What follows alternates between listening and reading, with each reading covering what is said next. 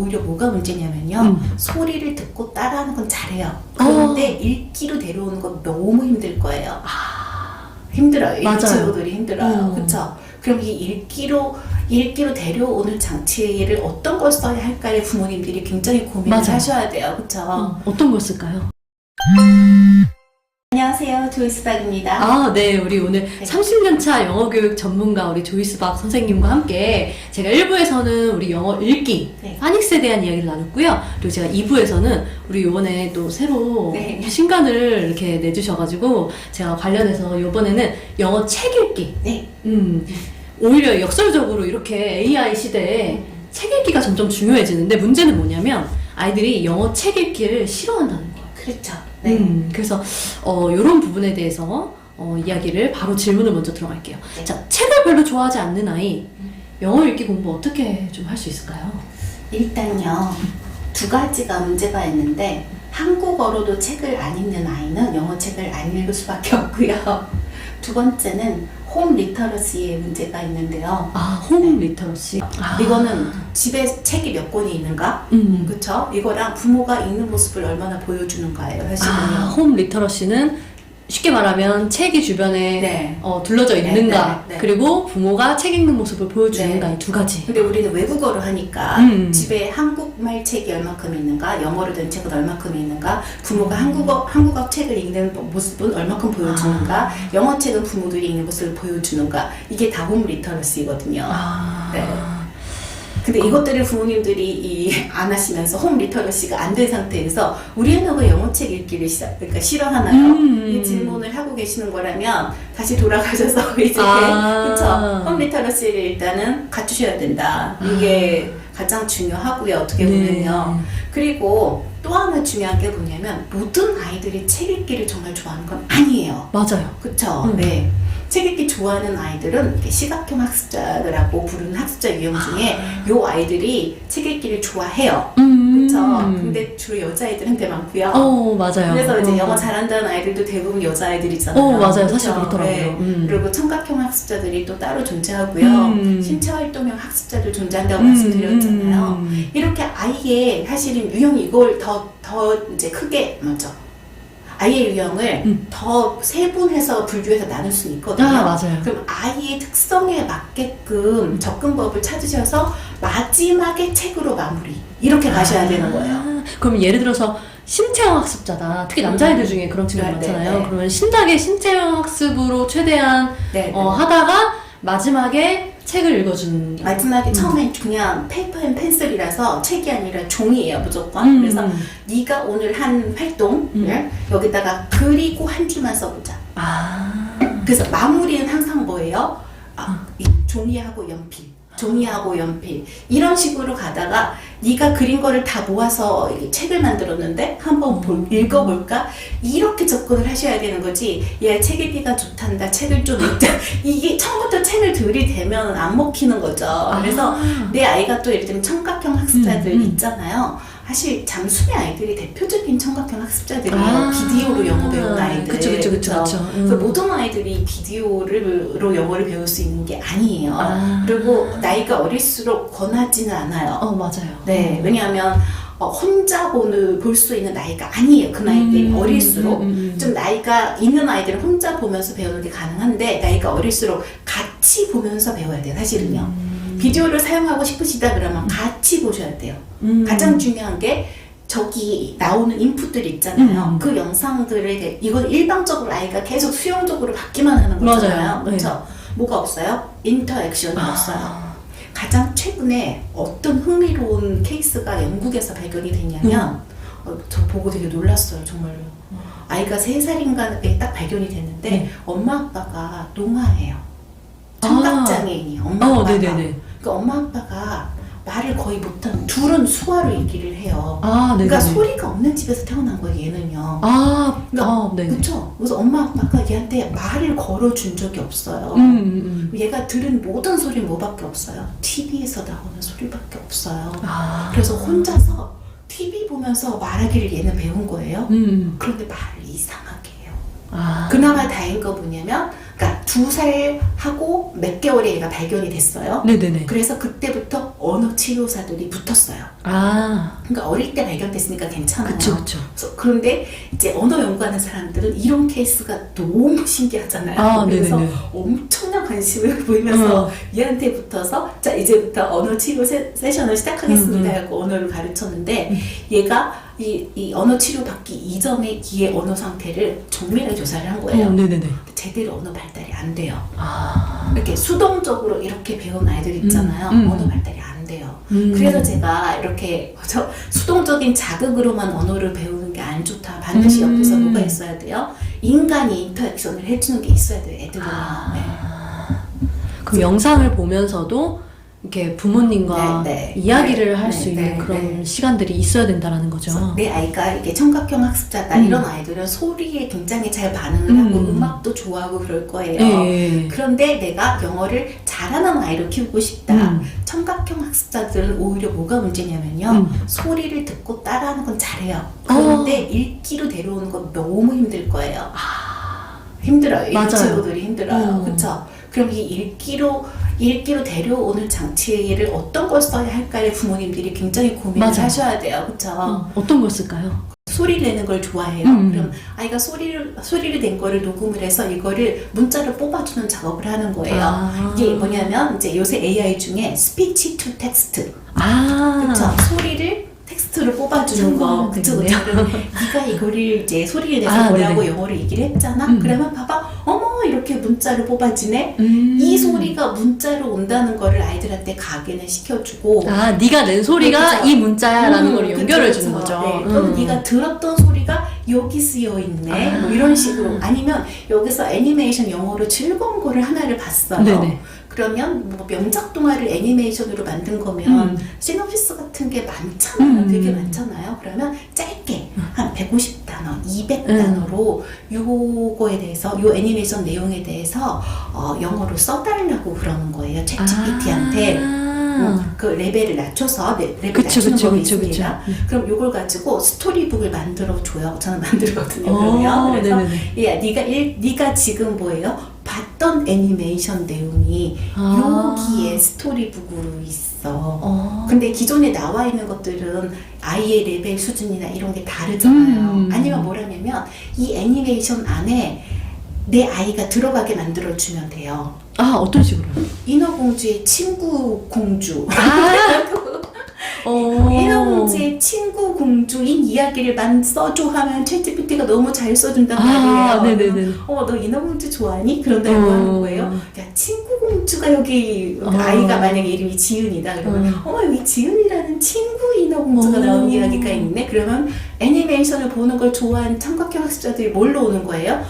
내 이야기가 이 글자로 나온다고 읽기 시작하는 거죠. 그러니까 이런 식으로 걸어줘야 돼요.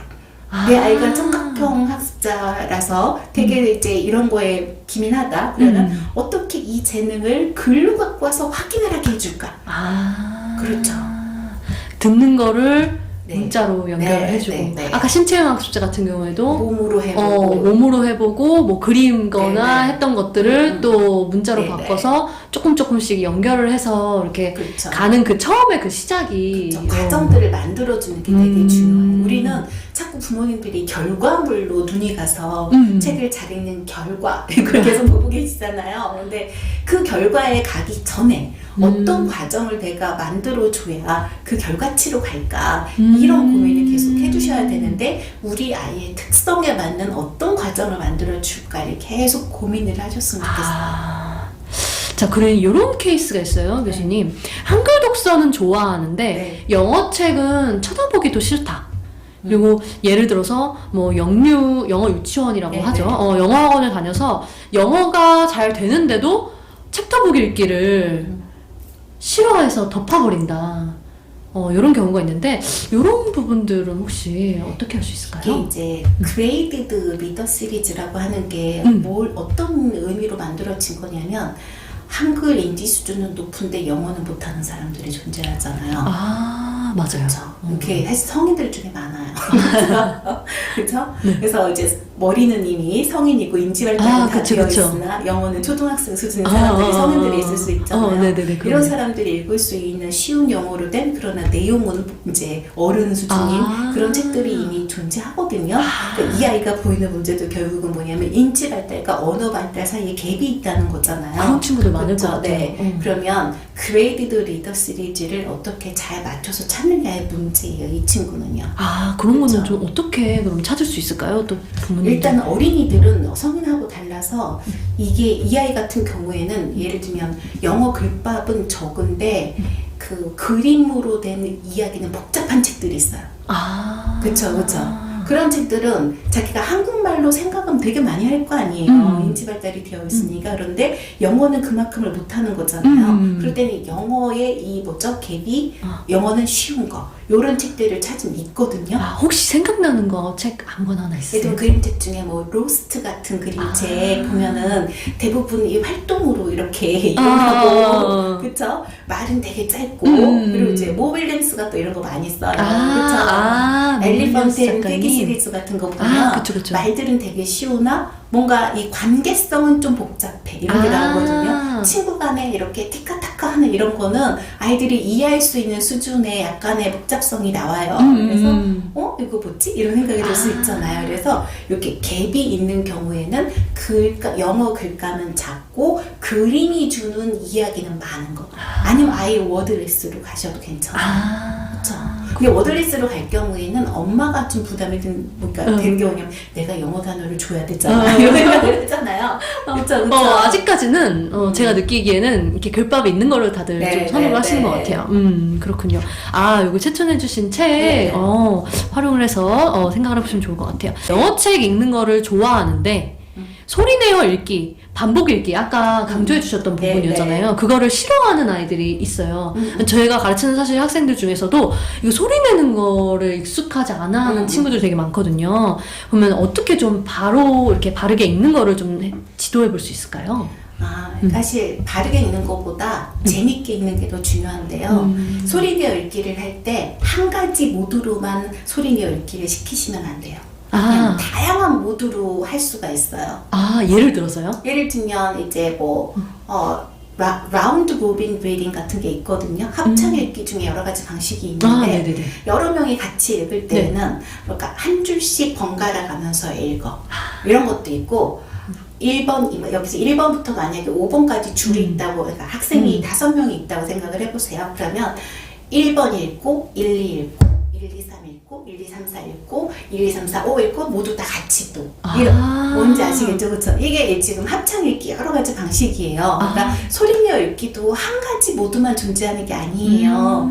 그리고 이 소리내어 읽기도요, 그냥 앉아서 읽기가 아니라 무슨 단어가 나오면 제스처하기, 뭐 이런 식으로 해서 매번마다 소리내어 읽기에 모드를 변경해 주시는 게 굉장히 중요해요. 왜냐면 이게 지루해하는 거잖아요. 맞아요. 그렇죠? 그럼 한 번은 그냥 소리내서 읽어? 그럼 한 번은 한번 녹음을 해볼까? 한 번은 이번에는 로봇처럼 읽어볼까? 뭔지 아시겠죠? 한 번은 뭐예요? 제스처를 하면서 같이 읽어볼까? 그리고 네가 무슨 단어를 읽을 때마다 엄마가 뭐 예를 들면 뭐랄까요? 이제 이상한 표정을 지어줄게 뭐 이런 거 있잖아요. 그래서 만약에 여기서 피그라는 단어가 그러면은 대주처럼 한다든지 예를 들면 엄마가 해줄게 이런 식으로 해서 이렇게 게임처럼 계속 만들어주는 거예요. 그래서 반복 읽기 자체를 한다 안 한다가 중요한 게 아니라 반복 읽기의 모드를 계속 바꿔주는 게 중요해요. 그렇군요. 맞아요. 이게 사실 아이가 지루해서 그런 거거든요. 그쵸. 계속 아이가 좋아하는 거에 맞게 저도 사실 영어책 읽어줄 때 보면 이렇게 촬영도 해보고 녹음도 해보고 그쵸. 같이 연기도 해보고 하는데 그렇게 자꾸 아이가 좋아하는 방법을 영어를 가르쳐 보신 분들은 이런 생각을 하시잖아요. 그렇죠? 하보다 보니까 저도 재밌어요. 좀 노력이 들죠. 좋습니다. 집에서도 엄마가 충분히 아빠가 엄마 피곤하면 아빠가 해줄 수 있겠네요. 자, 마지막으로 영어 듣기와 말하기는 잘 되는데 글밥 있는 영어 책 읽기를 싫어하는 경우 아까 요거 청각형 학습자에 해당하는 아이죠. 그쵸. 요즘에 되게 많은 것 같아요. 듣기 말하기는 되게 잘 되는데 글밥이 좀 있는 거 뭐 AR 보통 한 3점이나 4점 이렇게 네네네. 올라가면 싫어하는 거, 특히 저는 보면 아이들이 챕터북 좀 부담스러워하는 친구들이 음. 있더라고요. 영어 실력이 충분히 되는데도. 네. 자, 그럴 때는 좀 그렇게 챕터북이나 이런 걸로 어떻게 좀 지도를 할 수 있을까요? 사실 챕터북은 처음부터 자 네가 이거 시리즈로 10몇 권 읽어야 된다 이렇게 나가시면 안 돼요. 절대 그렇게 하지 마시고 한 권만 일단 사서 읽어보고 재미있으면 다음 권으로 넘어가야 되는 거죠. 그렇죠? 근데 요즘에 좀 트렌드가 또 한꺼번에 좀 싸게 보면 아이들한테 사도 다 보여주진 마세요. 아이는 그걸 보면은 심적으로 나 저거 다 읽으란 말이야 이렇게 생각을 할 거 아니에요. 읽어야 하는 과제물이 저게 버티고 있는 거잖아요. 그쵸. 다 읽고 난 다음에 우리 애는 이거 다 읽었어야 하고 이거 꽂아놓는 건 자랑스러운 성취가 되지만 너 아직 안 읽은 책이 이만큼이 있단다. 엄청난 심리적 부담 아닌가요, 사실? 그쵸? 아이들 입장에서는 그렇군요. 그쵸? 저는 이렇게 전집 이렇게 보면 싸게 잘 샀어. 처음에 이렇게 한 권 이렇게 정보, 그러니까 여러 가지 챕터북도 존재하잖아요. 아이가 좋아할 이야기가 있을 수 있고 아닌 이야기가 있을 수 있고 어떤 아이는 또 넌픽셔널도 좋아할 수도 있어요. 맞아요, 사실은요. 맞아요. 그럼 이 아이가 좋아할 만한 주제가 뭔지를 일단 한 권씩 줘보시고 이거구나 하면은 그거를 가지고 챕터북을 계속해서 나가셔야지 어떤 집 애가 이 챕터북을 다 떼떼더라 이게 중요한 게 아니죠, 사실은요. 그렇죠? 네네네. 네, 고맙습니다. 자, 우리 이렇게 해서 우리 영어 책 고민을 많이 하시는데 우리 또 교수님께서 이렇게 또 솔루션을 잘 주셨습니다. 먹혔으면 좋겠습니다. 네. 이게 다 아이들마다 달라서 그렇죠? 먹힐 수도 있고 안 먹힐 수도 있습니다. 그렇죠? 근데 말씀 주신 그렇죠? 부분이 정말 현실적으로 실천을 해볼 수 네네네. 있는, 충분히 해볼 수 있는 부분들을 말씀해 주셨어요. 그러나 이제 항상 뭐 영어뿐만이 아니라 아이가 자라는 과정에서는 저는 정답은 없다고 생각해요. 근데 해답들은 있을 수는 있죠. 그렇죠? 그래서 그냥 해답 중에 하나를 제가 말씀을 드렸다라고 생각을 하시고 정답은 항상 아이가 스스로 찾는 것이 또 아이에 맞게 무언가를 주는 것이 정답이라고 생각을 합니다. 네, 우리 시도를 해보면서 이게 사실은 우리 아이한테 이게 잘 될 수도 있고 또 안 맞을 수도 있는 거거든요. 근데 그런 것들을 찾아가는 과정이 될 거라고 이렇게 말씀을 해주신 것 같습니다. 자, 우리 이렇게까지 우리 교수님께서 잘 말씀해 주고요. 우리 교수님 조이스 박의 챗GPT 영어 공부법 또 여기 이렇게 보여드려야죠. 네, 많은 관심 부탁드리도록 하겠습니다. 네, 여기까지 영상 마무리하도록 할게요. 감사합니다.